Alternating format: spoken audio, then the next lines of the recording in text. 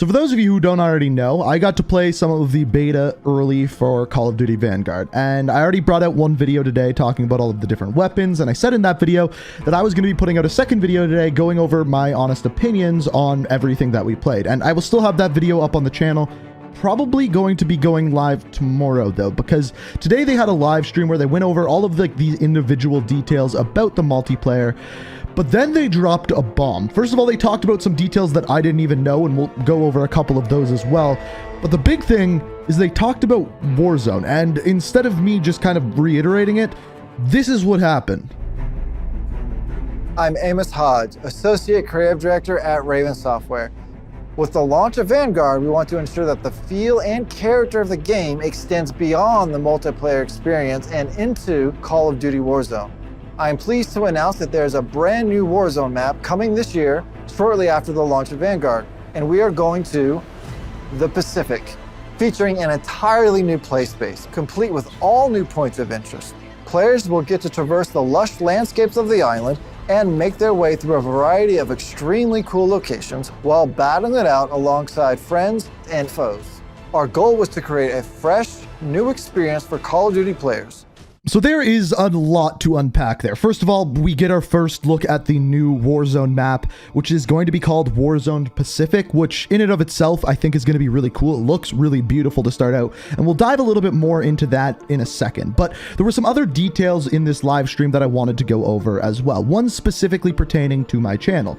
As you guys know, for a while now, basically since Black Ops 3-ish, Black Ops 4, we have dived into individual characters and talked about their backstories. What we found out today is that every single operator within multiplayer is going to have their own backstory, seemingly with their own cutscene that explains who they are and how they operate. On top of this, it is also going to go in depth, and you can level up that individual character as well. So you can level up your operators and unlock different skins, weapon charms, finishing moves, so on and so forth. So if you've been a fan of the channel for a while and you like the story videos that I do, there will be a lot more coming at the launch of Vanguard, because we're going to have a lot of individual operators to cover, not just from the campaign, but in the multiplayer as well, which I am super excited for. And if you've been a fan of my full story videos, we've got a lot more coming, so stay tuned. Now, let's dive into the Warzone stuff. So I think the best place to start here is simply by looking at the footage of what we see of the map. So the first thing that we have is kind of the fly-in over top of the water,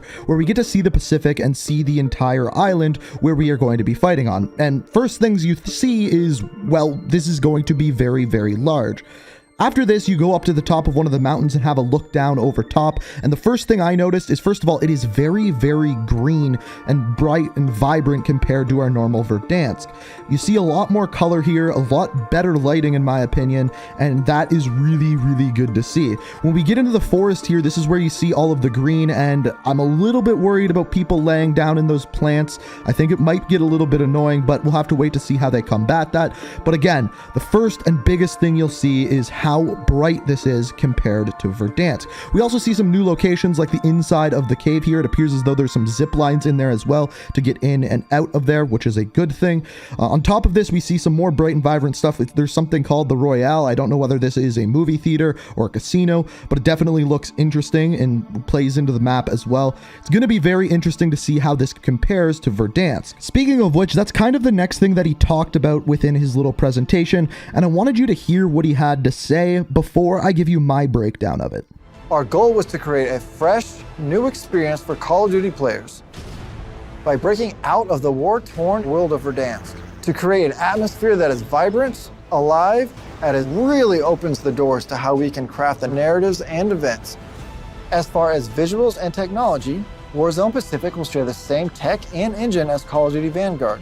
This allows for seamless weapon integration and play balance. Fully optimized crossplay, cross-progression, and cross-gen support will be enabled so that you can play with your friends across different platforms and generations of consoles. But most importantly, we want to ensure that Warzone Pacific will be the best experience it can be. We will be launching with a multifaceted new anti-cheat system that will be rolled out when the new experience goes live later this year. We're putting it through the final paces and testing, and are excited to have it ready day one when the new Warzone experience releases. Our teams have worked hard on this and much more, and will continue to do so. We know how much it means to everyone. we will be continuing to offer a massive calendar of free post-launch content featuring new modes, playlists, limited time events, and seasonal events, as well as community celebrations and much more. We look forward to playing with all of you later this year when the Pacific officially comes online. Now, I know he says a lot there, and there's a lot to take away, but there's really three things that I wanted to focus on.